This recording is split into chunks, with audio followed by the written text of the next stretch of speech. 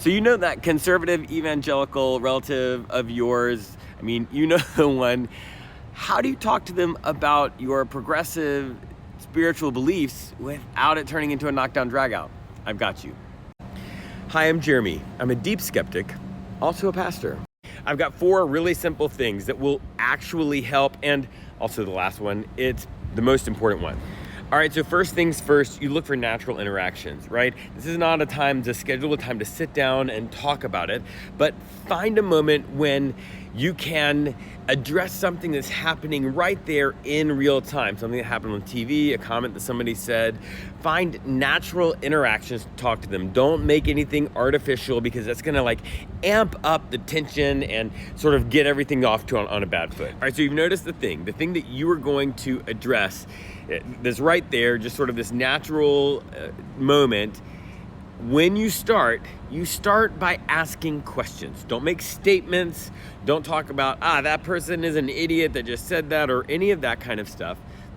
Ask them questions. Ask them what they believe. You're gonna lead with empathy. Lead with trying to understand why are they watching? Why do they agree with that? Or why did you say that? What is the belief that you have that made you make that statement? So ask questions, genuine questions, trying to understand what they believe. And then it's gonna be time to talk about what you believe. And when you do that, instead of sort of referencing it in opposition to their belief, well, you shouldn't believe that because of this, you need to reference it in terms of you. Say, well, here's what I think, or I kind of believe something different.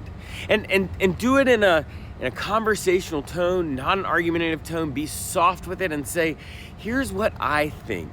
I kind of believe something differently. Or I was watching this video of this pastor, and he actually pointed out how that verse in the Bible really doesn't mean that.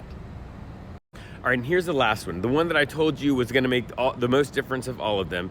And that is that if these are relatives, these are people in your life, I want you to remember that you've got more than one chance to have an interaction with them. I want you to think of it in terms of having 1,000 interactions with them instead of one interaction with them. This one interaction is not the make or break. You can't change their mind with one interaction, but if you have 1,000 interactions, 1,000 small interactions, you can travel a much longer distance ideologically.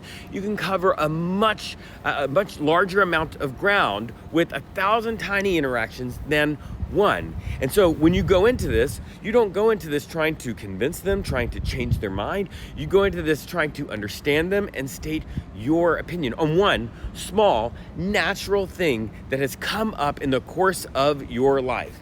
And then we'll do it again with one more thing. And again, with one more thing, 1,000 interactions, not one interaction.